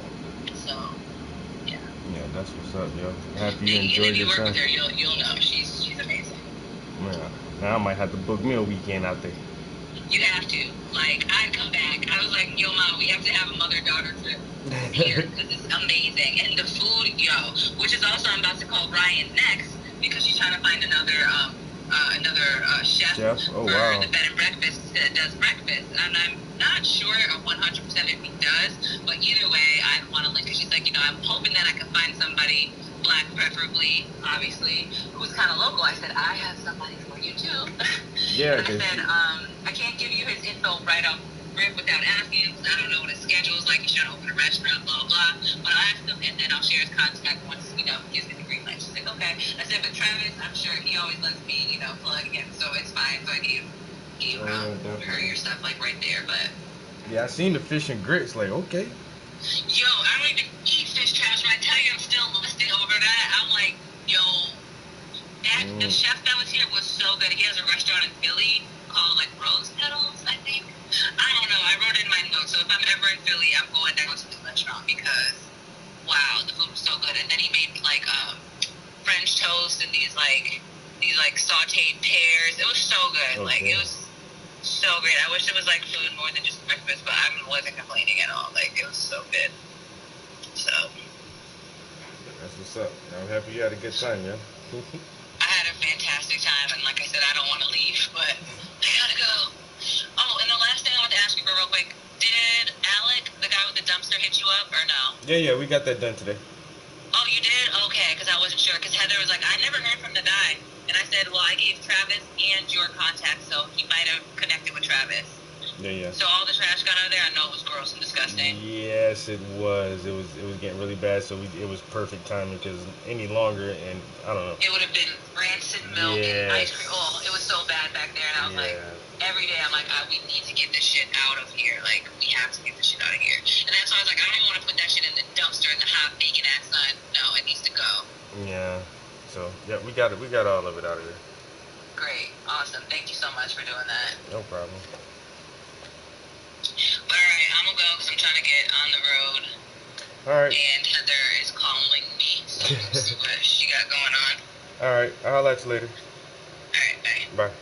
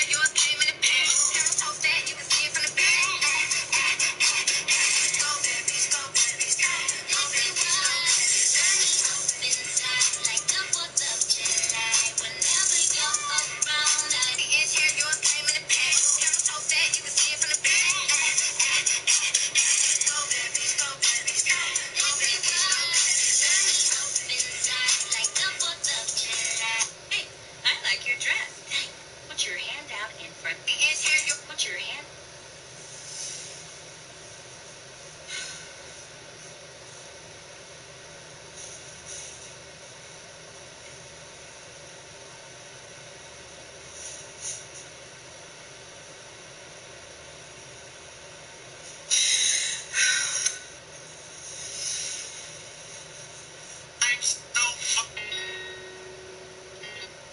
Alright. My bad. I got stuck on Instagram for a minute.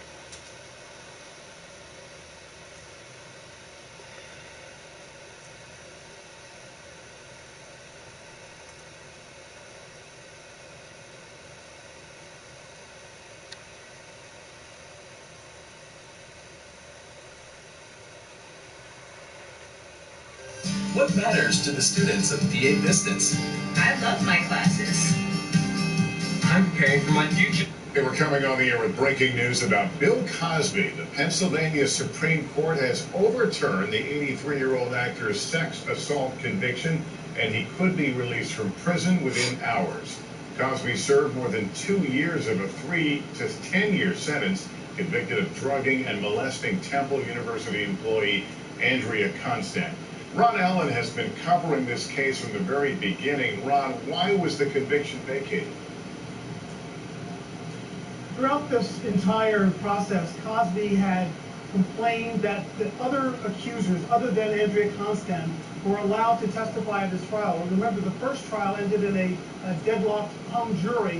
One woman was allowed to testify. In the second trial, there were 5 other so-called prior bad acts that were explored by the prosecutors. 5 other women who had accused him of similar sexual assault. The prosecutors justified this by saying that they were trying to show that there was a pattern, that he had treated women the same way, that he essentially had befriended or become a mentor for some young performers and then started seeing them, and at some point this became a romantic relationship, and that he allegedly drugged them and sexually assaulted them in some way. The Supreme Court is now saying that that's unfair, essentially, to have these other witnesses testify. This is central to many cases that have been part of the Me Too movement. The Harvey Weinstein case, there were 4 other women who were allowed to testify in his case as well. So while this pertains to only the case of Bill Cosby in Pennsylvania, it could have far-reaching implications, because the basic principle here that Cosby argued, and apparently successfully before the Supreme Court, is that he should have been tried only based on what happened in the Andrea Constand's matter that was before the court.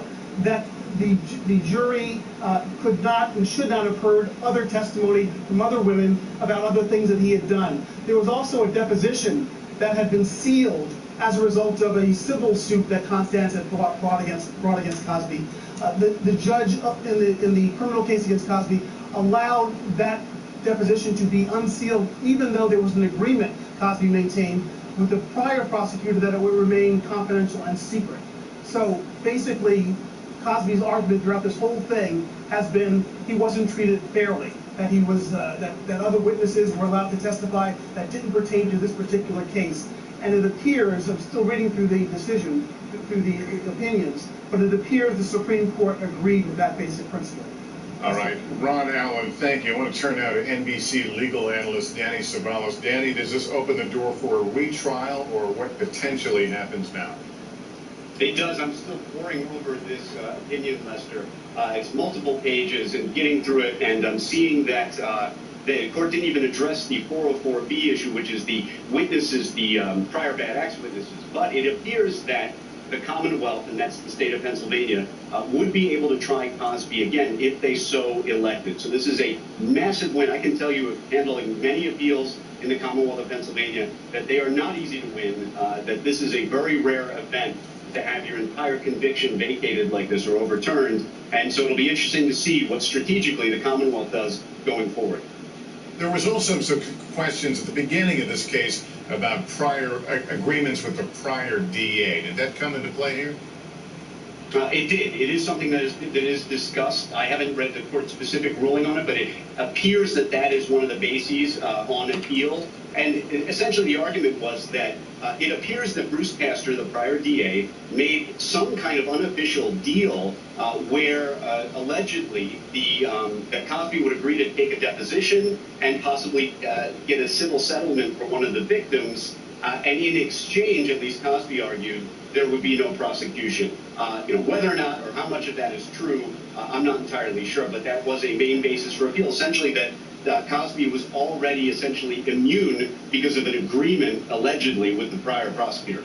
Is there anything here that questions any of the facts of the case as we've known them? Nothing I've seen so far, Lester, but I caution that this is hot off the presses, and I'm still scrolling through this this opinion as I can right now. All right, I want to let you get back to that. Danny, thanks. And this is Jay, inventor of the Pillow Cube. And this is a substantially more attractive version of Jay we hired to tell you about. Don't know that I would say substantially. Call me Jay Graham. That's not my name. Jay had a big problem. Put your hand down.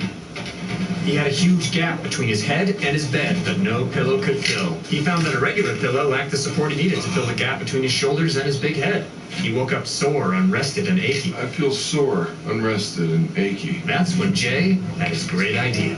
Why not make a pillow in the shape of a cube? And that's how I invented the Pillow Cube. But I know what you're thinking. Why is the pillow square? I'm glad you asked. The Pillow Cube wasn't a sack of fluff, it was a bed designed for your head. It was soft, yet supportive. You would name it Pillow Cube.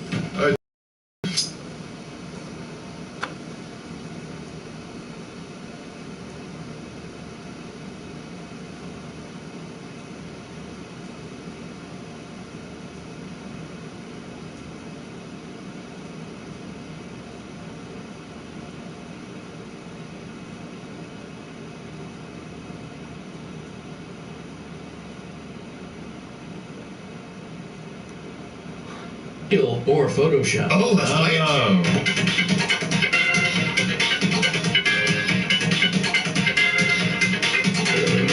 So it's pretty self-explanatory. You're going to show us pictures, but we have to guess if it's photoshopped or real, right? That's it? That's it. Okay. All right. Tokenawan, let's see the picture.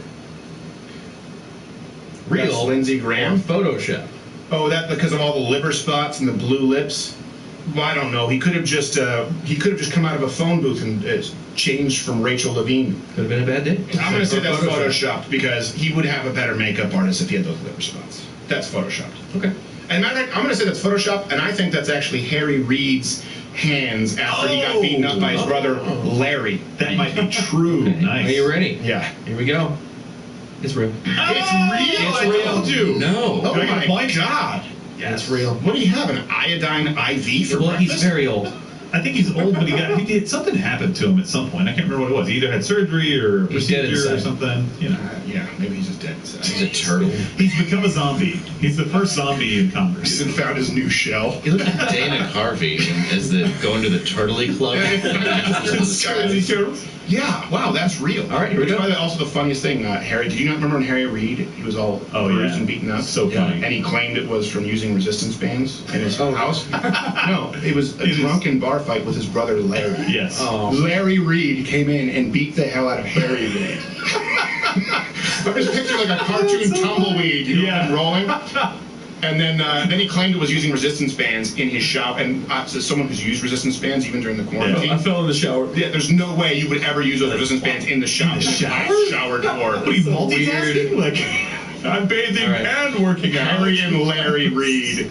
Oh, those two. Okay. Next one. Here we go. Is it real or Photoshop? Oh, well, okay. I feel like this is a trick. Because I feel as though you're taking ones that would seem real, like that seems passable, and that means it's a Photoshop because the other one seemed Photoshop, but it was real. So I'm going to say, well, what do you think there, Joe? I think it's Photoshop because of the droopy left eye. I think they're trying to accentuate that. But they want to make it worse. They want to accentuate the stroke. Right. What do you think there? I think it is fake. Yeah. I think this is Photoshop too, but bring up the picture again. It's not because of the droopy eye. It's because of the lump forehead on the right. Okay, because either one of the cardinals gave her a fresh one when she tried to take communion, or That's just, it's disproportionate. You don't have that kind of a mouse above your eye unless it's a hematoma. So I think... I like your reasoning. She just looks prettier than usual. Yes. Skeletor, thank you for digging. We all say fake. All right. It is real. It is real. It is real. Oh my gosh, I'm 0 for 2. Did you get the first one? I did get the first one, You yes. got the first one. Did you say the first one was real or fake? I said it was real. Okay, so I'm 0 for 2. You guys are 1 and 1 and 1. 1 and 1. I'm not good with math. I don't think that's That was a very basic calculation that I messed up. It's okay. Well, I was you passed wrong out. on that. You're 0 for 2. All right. You're 1 for 2. Okay. And the third one, here we go. Third one. Real Let's see. or Photoshop? Real or Photoshop. Okay, you know what? Okay, this is a trick. It is a trick too. Yes. What? Photoshopped nose rings. What do you... No, I shouldn't pull that off. What do you think, Tim? It's the nose rings. I've seen the picture. No, he does have Okay. nose. Does he really? Yeah, he does have nose rings. It's the beard is not that long. Yes, It's Maybe Photoshop. the beard is. Yeah, the beard is done too long on that one. Okay. He did have nose rings, but maybe it was a stud. No, you guys already said, but either way, you're still right. But that is Photoshop. Oh, okay, all right. I don't remember. If I'm wrong, oh my gosh, it's going to be embarrassing. It's Photoshop. I told you it was the beard. You didn't have two. Probably didn't have two The nose additional. rings. Hold on. Go back to the other one real quick. And also a fuller An head of extra- hair. Yeah. An This extra is actually- nose ring. It was complimentary. On the You side. just added more decor. This is like one of those. This is like one of those exercises on the back of a children's menu. Menu where it's like spot the difference. Spot the difference. Yeah. It really is. The beard, the extra nose ring. Yeah. The fact. Oh look, there's the Chinese Communist Party in the background. We're just playing highlights. And then the map is just like you go draw the line through the maze from Jack Dorsey's house all the way to Tiananmen Square. That's a straight line. Oh, look at that. All right, here we go. We get the next one. Is it real or Photoshop? Ooh. What the hell is that? Who is that? What is that thing? I like his corn teeth. Look, we all get old, Dave. Who is that? Perfect teeth. Who is that? I have no I idea. actually don't know. Do we know? Did you guys? I don't know. Prince Charles. Prince No. Charles. Charles. Really? That's Prince Charles. Let me Waiting see to be king, huh? Let me see this. He looks worse than Diana now. No, that's Camilla.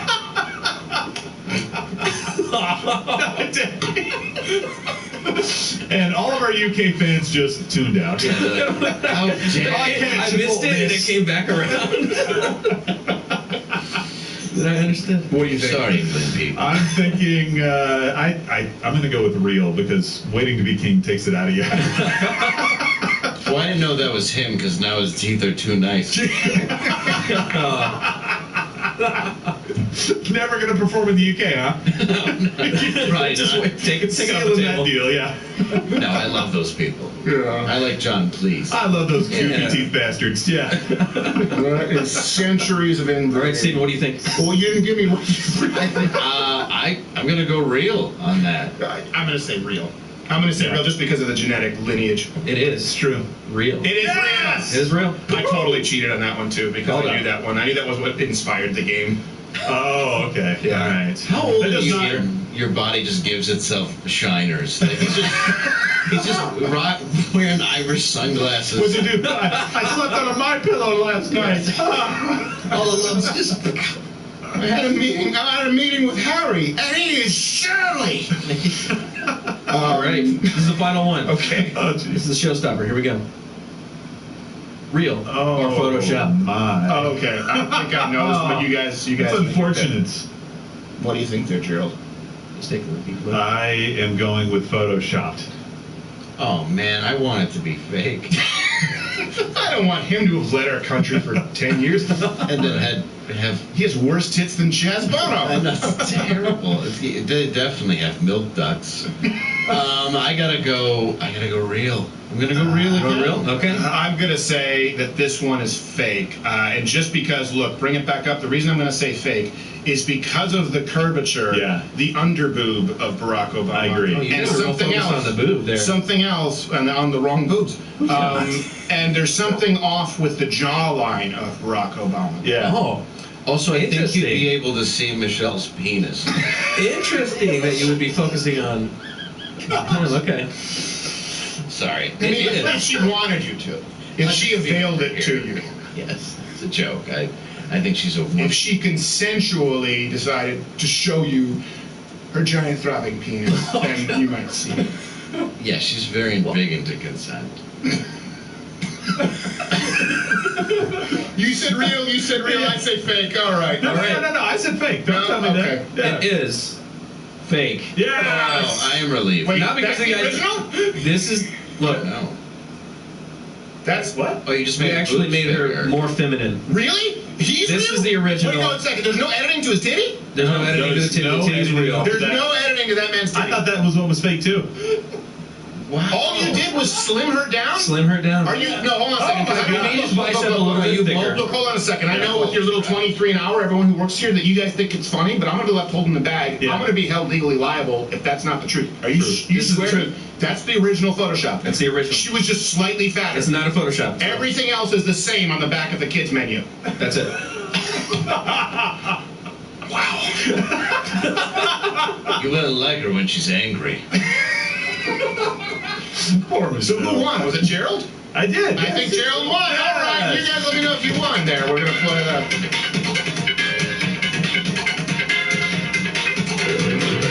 I wanted his tit to be fake. And I did too. No, that's all. That's 100% Obama. The guy was the leader of the free world. Watch Louder with Crowder live, Monday through Thursday, 10 a.m. Eastern.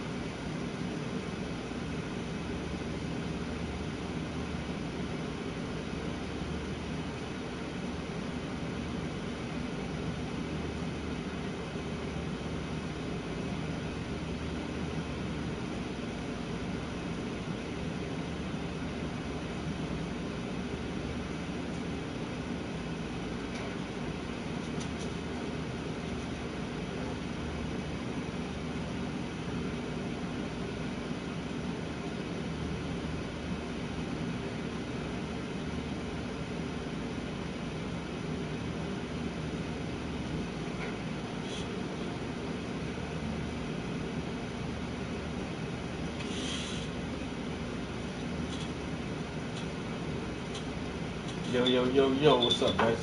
How much time we got? Oh, we almost at 2 hours, yo. I'm about to go get on the fucking game. I think I'm at a pretty decent stopping point right here for today. Oh, you know what? I may varnish this other painting that I have to get shipped out soon, if it's ready. I tried to varnish it the other day and it wasn't ready.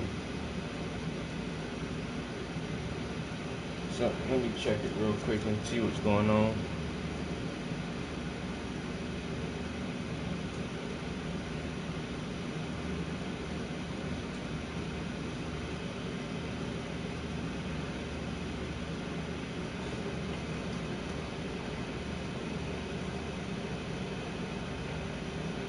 Alright.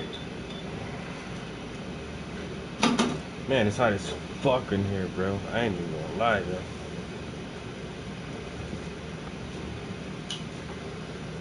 So hot. How hot is it? I seen the devil selling ice water.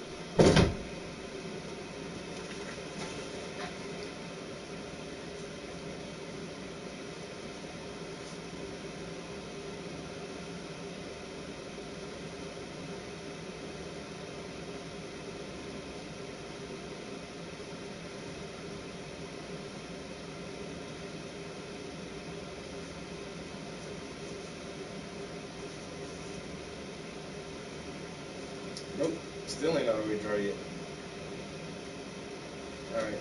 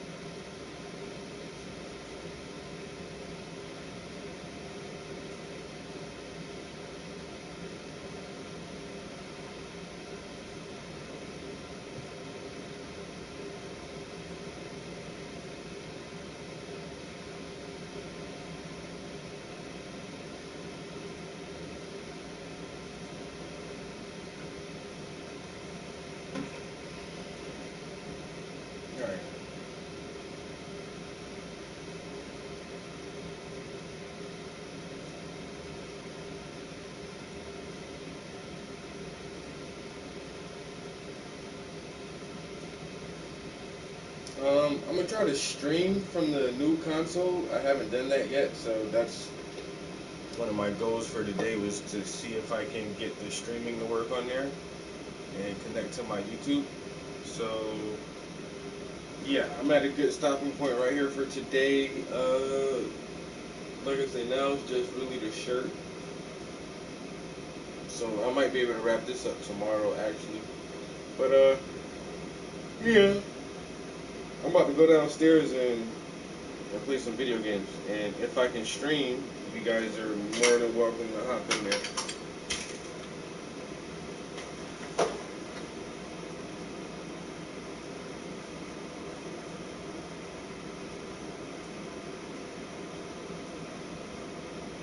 See, I'm hungry again now.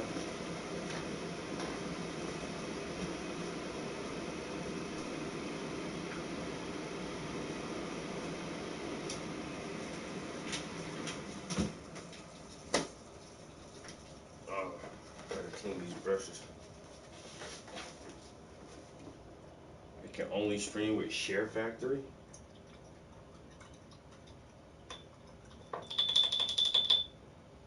Yeah, but so how do you save it then? I mean, even if you stream, you still got to be able to save it, your stream, somewhere to like Twitch or YouTube or something, right?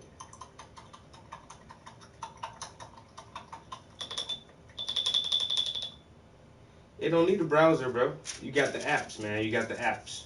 When the last time you browsed the internet on your PlayStation? You can.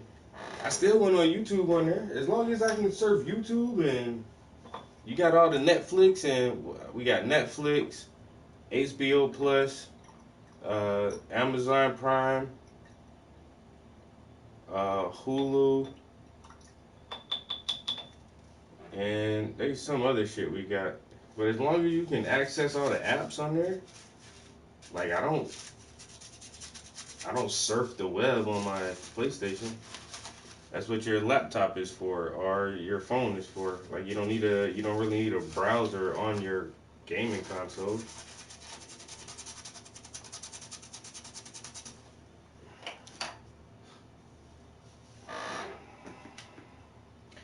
Alright, as soon as I turned that AC and fan off, it immediately got 20 degrees hotter in here.